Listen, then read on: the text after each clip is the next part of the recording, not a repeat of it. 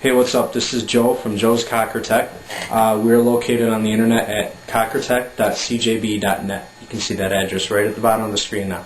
What I'm going to show you how to do today is properly time an autococker.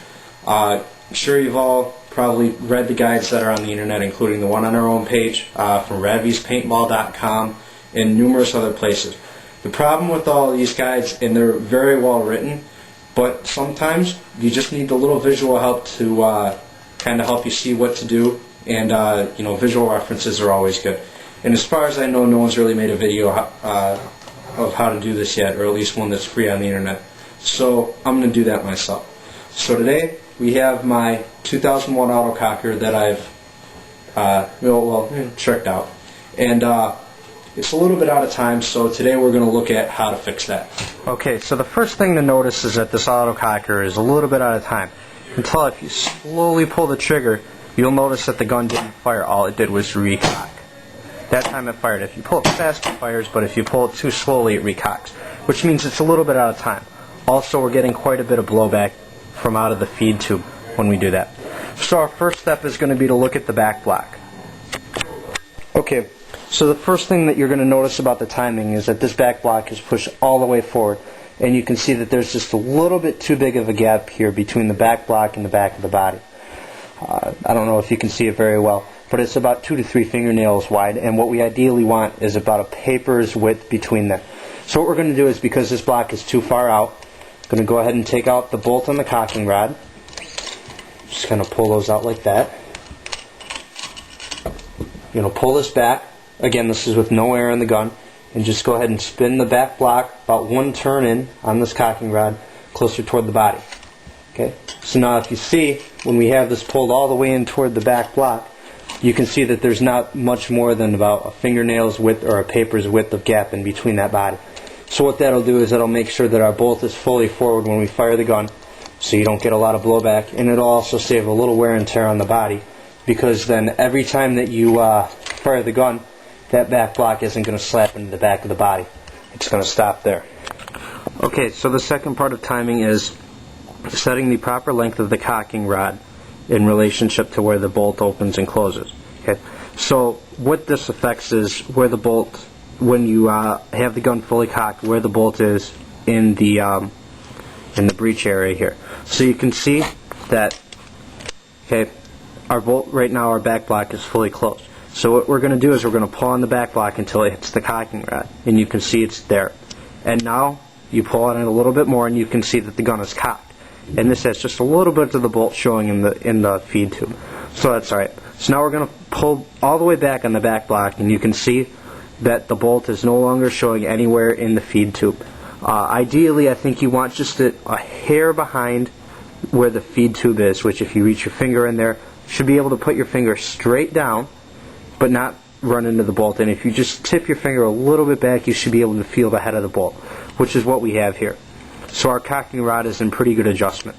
And you can see right here at the back of the gun, there's our cocking rod, that nice little blue part right there. Okay, so now that you know what you need to do with the length of your cocking rod, here's where you actually adjust that. You can see that if we look at the back of our cocking rod, there's a little hole right here, and inside that hole is a set screw. So what you need to do first off, if you have to make adjustments to your cocking rod, just go ahead and loosen that set screw up, and you can find that size on our website. Okay? So once you have that loosened up, you're going to turn this blue knob here either counterclockwise or clockwise. If your bolt is not clearing the breech like it needs to, and it's too far forward, what you're going to have to do is you're going to loosen this counterclockwise, and then you're going to go ahead and screw that set screw right back in, and that'll give you a little bit more bolt clearance. If you have to go the other way, then what you do is you screw this clockwise, or turn it to the right, and then go ahead and tighten that back up, and that'll make sure that your bolt gets a little bit farther forward and it's not too far back. Okay, so the next part of timing is setting the depth of the cocking lug, which is actually inside the gun, and you can't see it out here, so I won't show it to you. But this is the firing point of the gun, where when you pull the trigger far enough, the gun is actually going to fire. So really quickly, I'm just going to go ahead and see where this gun fires at. And if you can see this, at about right there is where the gun fires. but you can see that my gun, the way my trigger is set up, there's barely any movement after that. So this is in about 3/4 of the pull is where the gun is firing. And ideally where you want your gun to fire is about 1/4 to halfway through your pull. So somewhere from there to there is about where I want this to fire. So what I'm going to have to do is shorten up the length of my cocking lug a little bit.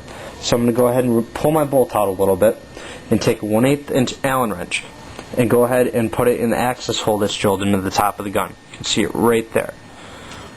So I'm going to go ahead and put this in, find the hammer, and I'm going to go ahead and give this about, you would probably do less, but I think I pretty much know what this is. About 1.5 turns is going to get me where I want to go.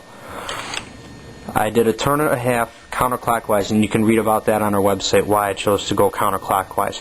Pretty much I'm just bringing the lug up so that it fires sooner in the pull. Okay, so if I go ahead and cock this again, you can see that the gun fires pretty quickly, and it's set at about halfway through the pull right now. Now I like my pull a little bit shorter, so I'm going to go ahead and go out another 1/2 turn or so. Okay, so the fourth and final step of timing is properly setting the timing rod length. And ideally what you want is slightly after the gun fires, which is the cocking point, you want this to be about the right length so that the gun actually actuates.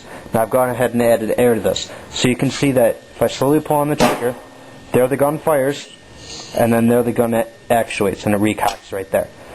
Again, it fires and recocks. It fires, and you can see that the back bolt does not move until it hits a certain point. Because if the back block is cocking before your gun is done firing, then you're going to have a little bit of blowback and poor air efficiency. So as you can see, this gun is already pretty much properly set. Gun fires and the gun recocks, and we're all good to go.